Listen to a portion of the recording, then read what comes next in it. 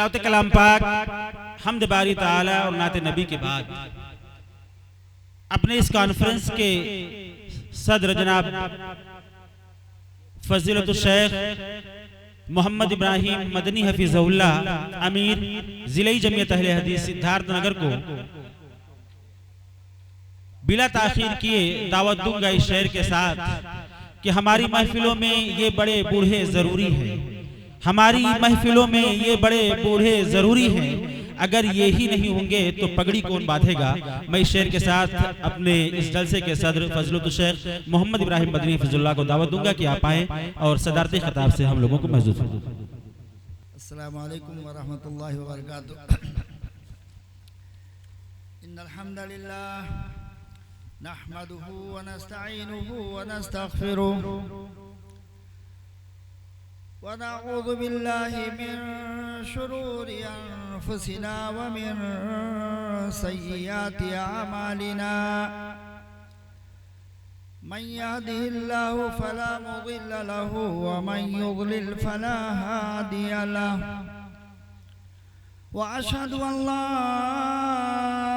إله إلا الله وأشهد أن محمدا عبده ورسوله، أما بعد فإن خير الحديث كتاب الله وخير الهدي هدي محمد صلى الله عليه وسلم، وشر الأمور محدثاتها وكل محدثة بدعة وكل بدعة ضلالة وكل ضلالة في النار۔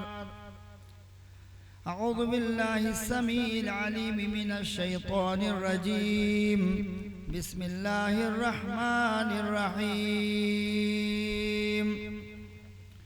يا أيها الذين آمنوا اتقوا الله حق تقاته ولا تموتن إلا وأنتم مسلمون۔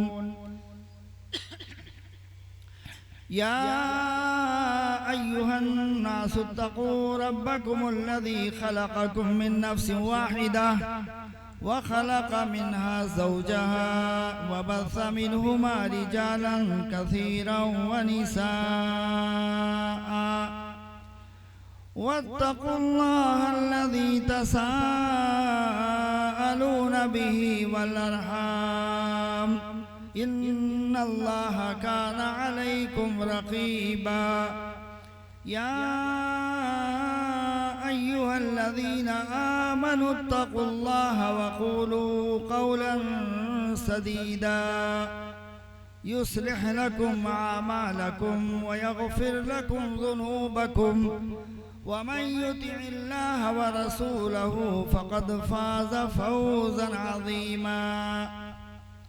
بسم الله الرحمن الرحيم۔ ومن أحسن قولا ممن دعا إلى الله وعمل صالحا وقال إنني من المسلمين۔ معزز علماء کرام، بزرگوں، نوجوانوں، ملت کے باوقار اور سنجیدہ باشعور سامعین اور حضور، ملت کی خواتین، میری ماں اور بہنوں، اللہ رب العالمین کا یہ دین جو ہمارے اور آپ کے ہاتھوں میں ہے، پوری دنیا کو آج اس دین کی ضرورت ہے۔ اللہ رب العالمین نے اس دین کو دین رحمت بنا کر کے بھیجا۔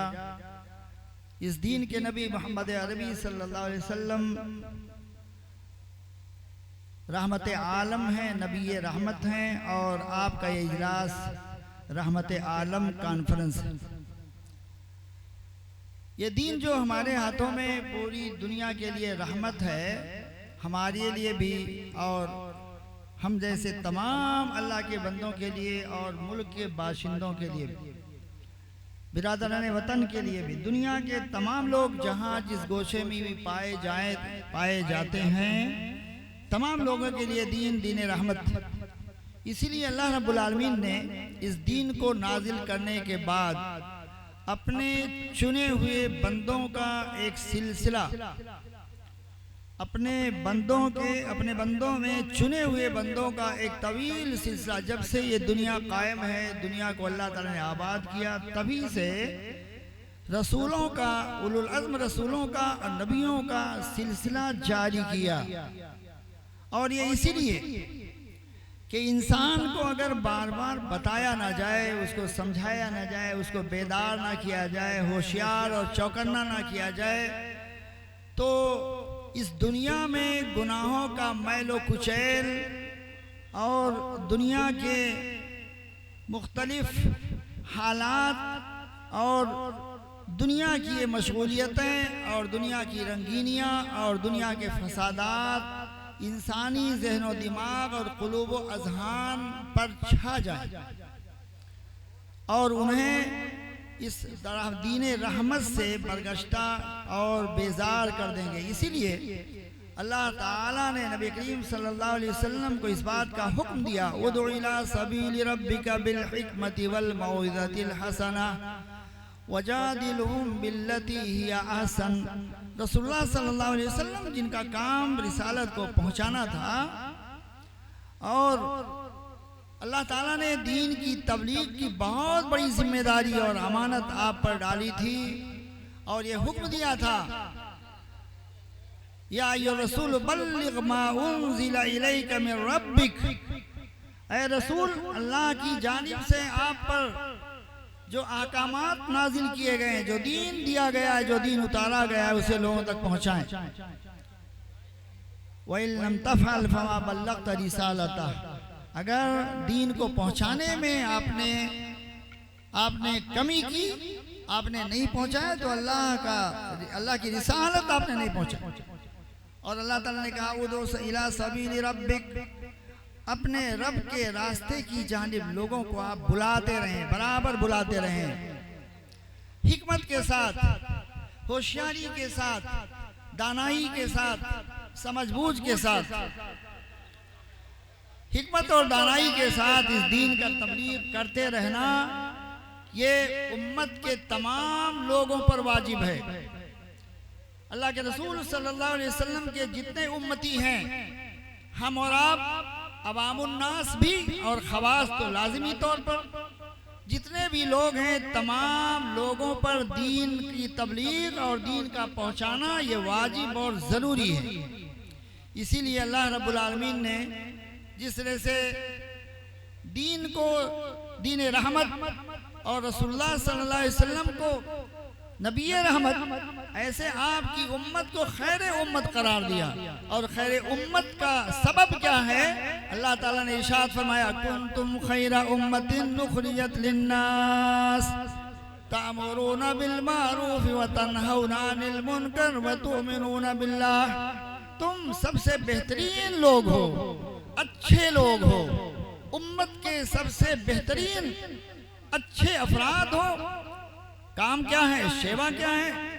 تامرون بالمعروف، اچھائی اس وجہ سے ہے، اچھائی اس لیے ہے، اچھے اس لیے ہو، اچھا اس لیے بنایا گیا ہے کہ وطیرہ آپ کا یہ ہے، منصب آپ کا یہ ہے، ذمہ داری آپ کی یہ ہے، کام آپ کا یہ ہے، تامرون بالمعروف وتنہون عن المنکر، لوگوں کو بھلائی کا حکم دیتے رہو گے اور برائیوں سے روکتے رہو گے، برائیوں سے خود بچتے اور بچاتے رہو گے۔ وَتُؤْمِنُونَ بِاللَّهِ، اللہ پر ایمان لاؤ گے، اللہ پر ایمان لا کر ایمان کے تقاضے کو پورا کرو گے۔ ایمان کا جو تقاضا ہے مومن کامل بننا، مومن بننا اور اپنے ایمان سے، اپنے ایمان کی روشنی سے دنیا کو منور کرنا، اپنے عمل سے، اپنے کردار سے لوگوں کو ایمان کی دعوت دینا۔ ہر لحظہ ہے مومن کی نئی آن نئی شان، ہر لحظہ ہے مومن کی نئی آن نئی شان، گفتار میں، کردار میں اللہ کی برہان۔ مومن وہ ہوتا ہے جو چلتا پھرتا انسانوں کو ایمان کی دعوت دیتا ہے، اپنی زبان سے گفتگو کرتا ہے تو ایمان کی کرنیں پھیلتی ہیں، اور جب وہ جب کردار ادا پیش کرتا ہے، اخلاق پیش کرتا ہے، معاملات پیش کرتا ہے، تو اس کے عمل کے نتیجے میں، اس کے اخلاق کے نتیجے میں، اس کے کردار کے نتیجے میں لوگ ایمان کو سمجھنے پر، اسلام کو سمجھنے پر مجبور ہو جاتے ہیں۔ یہ کون ہے جو اس طرح کا کارنامہ انجام دے رہا ہے؟ تو مومن وہ ہے جس کا کام یہ ہے کہ وہ اسلام کی لوگوں کو دعوت دے بلائے، اور ہر آدمی کا کام، ہر آدمی کا یہ کام ہے، جس قدر جس کو جتنا علم ہے، جتنی جانکاری جس کو ہے، اتنا اس کو اس کی تبلیغ کرنا ہے۔ اور خاص طور سے وہ خواص الناس، وہ علماء اہل علم جو اپنا گھر و بار چھوڑ کر اللہ کی خاطر دین کو سیکھنے کے لیے دور دراز علاقوں کا سفر کرتے ہیں، اور پھر واپس آ کر کے اپنی قوم اور بستی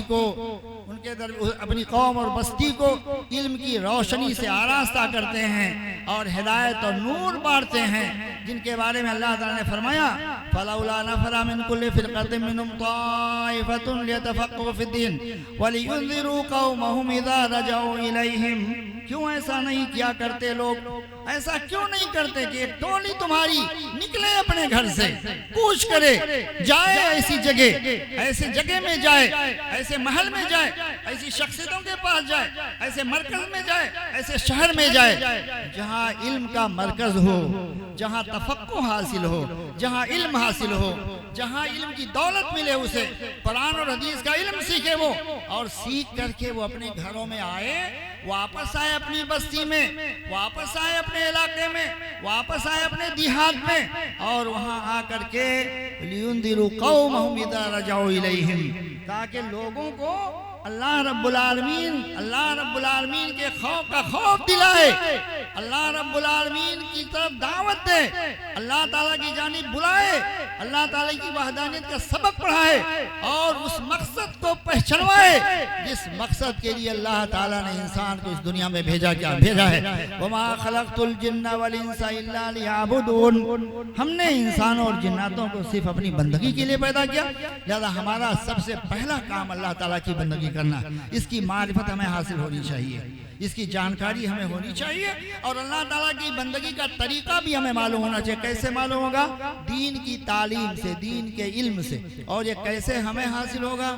یہ ہماری اپنی ذمہ داری، اور ہم میں جو علماء کرام ہیں، ہمارے علماء، وہ افاضل نوجوان، وہ لوگ جو اللہ رب العالمین نے جنہیں علم کی دولت سے مالا مال کیا ہے، جن کو اس بات کی سعادت ملی ہے کہ وہ قرآن اور حدیث کے عالم، شریعت کے عالم ہیں، فقہ و سنت کے سنت و فقہ کے عالم ہیں، انہیں چاہیے، ان پر لازم اور ضروری ہے، ان کے لیے اور ضروری ہے کہ وہ اپنی بستی میں، اپنے گھر میں، اپنی بستی میں، اپنے محلے میں، اپنے قرب و جوار میں، آس پاس پڑوس میں وہ دین کا علم پھیلائیں، دین کو پہنچائیں، لوگوں کو بتائیں، دیندار بنائیں، دین کا سبق پڑھائیں۔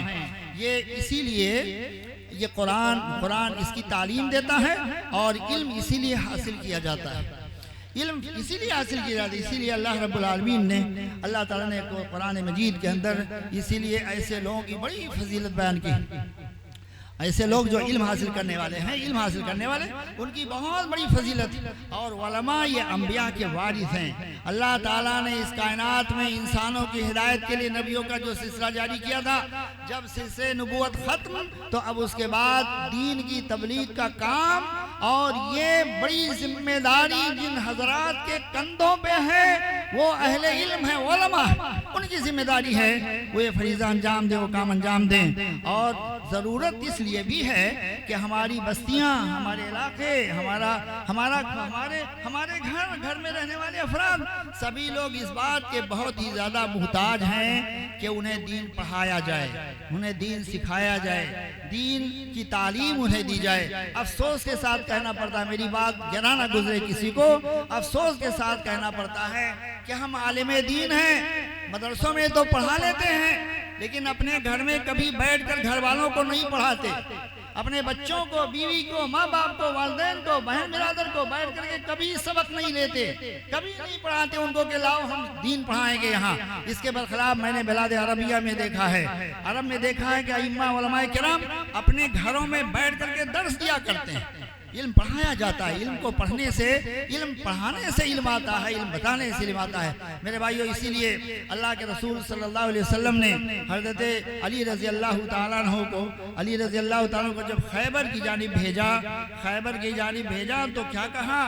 وَاللَّهِ لَا يَهْدِيَ اللَّهُ بِكَ رَجُلًا وَاحِدًا خَيْرٌ لَكَ مِنْ حُمُرِ النَّعَمِ. پڑھانے کے لیے لازم نہیں ہے کہ ہمارے پاس 20 25 50 لوگ ملیں. پڑھانے کے لیے ضروری نہیں کہ زیادہ بڑی تعداد ملے. ایک انسان کو بھی اگر ہم پڑھا لے گئے، ایک فرد کو بھی اگر ہم پڑھا لے گئے، اس کو دین سکھا لے گئے، عقیدہ سکھا لے گئے، کتاب و سنت کا منہج، صحابہ کا منہج اور کتاب و سنت کا فہم اسے دے لے گئے، تو ہمارے لیے اس دنیا کی بہت قیمتی دولت سے اور سرمایہ سے بھی بہتر ہے.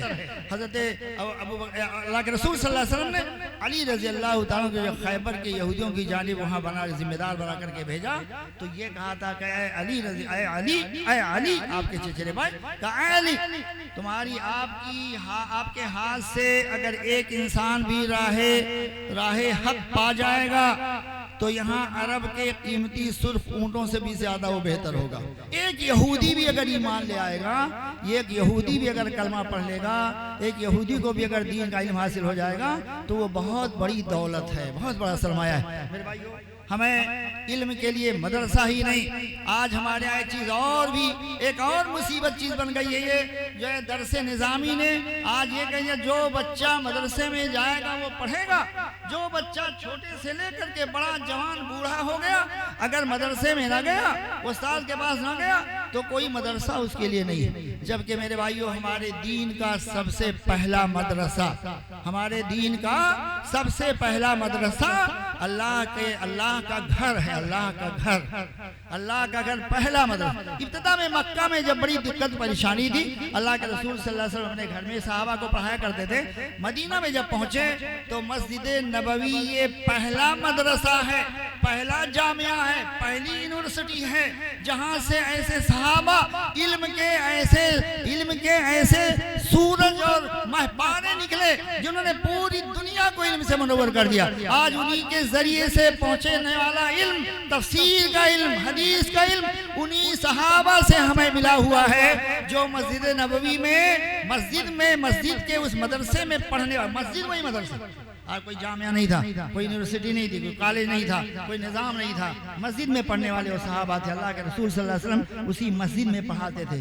آج افسوس کے ساتھ کہنا پڑتا ہے، اور ہمارے یہ فاضل علماء اچھی طرح جانتے ہیں، اگر نماز پڑھنے کے بعد کسی کو اللہ تعالی نے ہمیں سے توفیق دی، اگر ہم کوئی حدیث قرآن اگر تفسیر کرنے کے لیے بیٹھ گئے تو پتہ چلا کہ نمازیوں میں چند اللہ کے بندے بیچارے بہت مجبور لاچار جو ہیں وہ بیٹھ جائیں گے. ورنہ اکثر ہوشیار لوگ تو بھاگ ہی جایا کرتے ہیں، سمجھتے ہیں کہ یہ بیٹھ کر کے مولوی صاحب کا درس سننا ہے کوئی عقل مندی ہوشیاری نہیں ہے.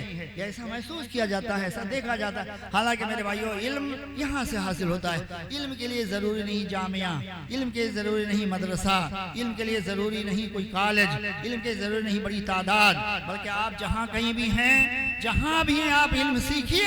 اور میں اپنے علماء کرام سے کہوں گا، علم کے لیے ضروری نہیں ہے کہ کوئی خاص اہتمام کیا جائے تب لوگوں کو علم دیا جائے. چلتے علامہ ابن باز کا ایک مضمون میں پڑھ رہا تھا بہت پہلے، مجھے یاد ہے، انہوں نے ایک ام القرى یونیورسٹی میں ایک محاضرہ پیش کیا تھا. اس کا نچوڑ تھا، انہوں نے اس وقت دعوت دی کہ دیکھو، علم کے لیے آپ گاڑیوں میں ہو تو وہاں بھی آپ درس دو، سیارہ میں ہو، آپ جہاز میں ہو، آپ ہوٹلوں پہ ہو، آپ راستوں میں ہو، آپ گلیاروں میں ہو، آپ مجلسوں میں ہو، آپ تنہائی میں ہو، جہاں کہیں بھی ہو، جہاں بھی موقع ملے، علم کے لیے، دعوت کے لیے ضروری نہیں ہے. جب بھی موقع ملے، حالات سازگار ہوں، آپ دین کی تبلیغ کیجئے، دین کو پہنچائیے، دین کو پھیلائیے. اس لیے میرے بھائیو، ہمیں چاہیے، میں بات اپنی لمبی نہیں کروں گا، میں اختصار کے ساتھ کہنا چاہوں گا کہ آج ہمارے آپ کے گاؤں میں جو مسجدیں ہیں، ان مسجدوں کو ہم مدرسہ سمجھیں. اللہ کا گھر تو ہے، عبادت کی جگہ ہے، لیکن دین کے پڑھنے اور سیکھنے کا مرکز انہیں محسوس کریں۔ اپنے عالم سے، اپنے مولوی صاحب سے اور اپنے امام صاحب سے لازمی طور پر یہ مکلف ان کو کریں، اور ہم عہد کریں کہ ہم ان سے ضرور دین کو سیکھیں گے۔ بہت سارے لوگ ایسے ہیں ہمارے ہاں، بہت سارے لوگ ایسے ہیں جن کو سورہ فاتحہ تو یاد ہے، نماز کی دعائیں یاد ہیں، ترجمہ پوچھ لیجیے سورہ فاتحہ کا معنی تو نہیں معلوم ہے۔ رکوع میں پڑھتے ہیں دعا، ہاں پڑھتے ہیں، سبحان ربی العظیم سبحان ربی الاعلیٰ پڑھتے ہیں، لیکن پوچھئے کیا مطلب اس کا تو نہیں معلوم ہے۔ تشہد پڑھتے ہیں، نہیں معلوم۔ کب سیکھیں گے آپ؟ کون بتائے گا آپ؟ کب جانیں گے آپ؟ کب موقع ملے گا آپ کو؟ دین کو چاہیے، ضروری ہے۔ عقیدے کے سلسلے میں آپ سے سوال کیا جائے، پوچھا جائے، نہیں معلوم ہے آپ کو عقیدے کے مباحث، بنیادی اساسی چیزیں، تو دین آپ سیکھیے، مسجدوں کو آباد کیجئے، نمازیں خوب پڑھیے اور مسجدوں میں دروس کا اہتمام کیجئے۔ اور اسی طرح سے یہ جو مکاتب ہمارے ہیں، ہمارے مکاتب اسلامیہ، میں صرف یہاں نہیں بلکہ پورے ضلع کے لوگوں تک اپنی بات پہنچانا چاہتا ہوں۔ یہ جتنے مکاتب ہمارے ہیں یہ دین کے قلعے ہیں، یہ دین کے، یہ علم کے ساتھ ساتھ یہ دین کے مضبوط قلعے ہیں۔ ان مکاتب کو جتنا زیادہ آپ مضبوط کریں گے اتنا ہی زیادہ آپ اپنے بچوں اور بچیوں کا دین کا بہترین علم دے سکیں گے۔ دین کا یہ مکاتب، یہ مدرسے جو ہیں، یہ آپ کی آبرو ہیں، ہماری عزت ہیں، اور ہمارے جو ہے ہمارے دین کا یہ قلعہ ہے، لہذا یہاں اس کو بہتر سے بہتر بنائیے۔ آج ہمارے گاؤں میں دیکھیں گے یا تو اختلاف کا شکار ہے مدرسہ، اگر اختلاف بھی نہیں ہے تو بے توجہی کا تو شکار ہی ہے، بے توجہی اور قسم پرسی کا شکار ہے، جبکہ یہ دعوت کے مراکز ہیں۔ میرے بھائیو، دین کے بہت سے طریقے ہیں، مسجدیں ہیں، مدرسہ ہیں، اور یہ اس طرح کے جلسے ہیں جو بڑے بڑے جلسے ہیں، ان کے بہت سارے لوگ کہتے ہیں کہ جلسوں کا کوئی بہت بڑا فائدہ نہیں، فائدہ ضرور ہے، بہت فائدہ ہے۔ اس سے ہماری شان دعوت کا، دین کا، اس سے دین کی جو ہے ہمارے دین کی اور اسی طرح سے ہماری تہذیب اور ہماری ثقافت کی شان بلند ہوتی ہے۔ اس کے ذریعے سے بے شمار لوگ فائدہ حاصل کرتے ہیں، استفادہ کرتے ہیں، اور تمام وہ لوگ جو اس طرح کے جلسوں کا اہتمام کرتے ہیں وہ گویا دین کی تبلیغ کا ایک پلیٹ فارم مہیا کرتے ہیں۔ یہ بھی بہت اچھی چیز ہے۔ میں اپنی بات مختصر کرنا چاہتا ہوں، اللہ تعالیٰ سے دعا کرتا ہوں کہ اللہ رب العالمین ہمیں دین کی تبلیغ کرنے، دین کو پھیلانے، دین کو پڑھنے اور پڑھانے، دین کو دوسروں تک پہنچانے، اور یہ رحمت جو ہے، یہ رحمت اللہ کی جانب سے رحمت، اس رحمت کو عام کرنے کی ضرورت ہے۔ اور اس راہ میں جس نے بھی مثبت قدم آگے بڑھایا، من دل علی خیر، حضرت ابو مسعود انصاری کی روایت، من دل علی خیر فلہ مثل اجر فاعلہ، اگر ایک انسان کی آپ کے ذریعے سے اگر رہنمائی ہو گئی، آپ نے ایک انسان کی رہنمائی کر دی، آپ نے کوئی بھی فائدہ پہنچا دیا، کہ خیر کی جانب رہنمائی اگر آپ نے کر دی، آپ دے نہیں سکے، آپ نے کسی کو بھیج دیا، رہنمائی کر دی آپ نے کسی خیر کی جانب، تو فلہ مثل اجر فاعلہ، رہنمائی کرنے والے ہی جیسا ثواب ملے گا۔ اللہ تعالیٰ سے دعا ہے کہ اللہ تعالیٰ ہمیں اور آپ کو اور تمام ملت اسلامیہ کو، ہم علماء کرام کو، اسی طرح سے سامعین کو، ملت اسلامیہ کے نوجوانوں کو، بزرگوں کو، بوڑھوں کو، سبوں کو، ہم لوگوں کو دین کو اچھی طرح سے پڑھنے، اپنے حساب سے اپنی بساط تک دین کو پڑھنے، سمجھنے اور اس کو دوسروں تک پہنچانے، اور اس کی دین کی جو خصوصیت اور رحمت ہے اس کو عام کرنے کی توفیق عطا فرمائے، آمین۔ تقبل یا رب العالمین۔ اقول قولی ھذا واستغفر لی ولکم ولسائر المسلمین فاستغفروہ انہ هو الغفور الرحیم۔ السلام علیکم ورحمۃ اللہ وبرکاتہ۔